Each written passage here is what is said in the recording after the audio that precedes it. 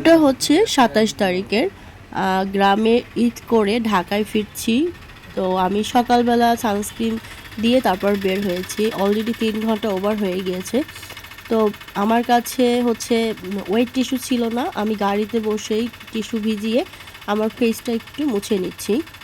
Sunscreen কিন্তু ৩ ঘন্টা পর পর রিঅ্যাপ্লাই করতে হয়। আমার পরিস্থিতি কিন্তু খুব একটা অনুকূল ছিল না। আমার কোলে আমার বেবি ঘুমাচ্ছিল।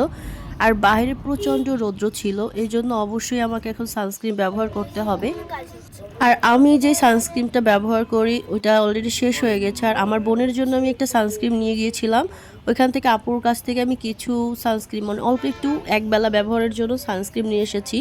আর এই কৌটাটা খালি ছিল, এজন্য আমি এই কৌটায় করে আমার পরিমাণ মতো আমি নিয়ে এসেছি। এখন আমি যেই সানস্ক্রিনটা ব্যবহার করছি এটা হচ্ছে Dabur UV protection collagen sunscreen. এটা আমি এই ফার্স্ট ব্যবহার করছি, কারণ এটা কিন্তু আমি কিছুদিন হয়েছে আমার স্টকে এনেছি। প্রথম ব্যবহার করেছি, ভালোই লেগেছে আমার কাছে, একদম স্কিনের সাথে মিশে যায়। আর এই সানস্ক্রিনটা কিন্তু খুবই রিজনেবল।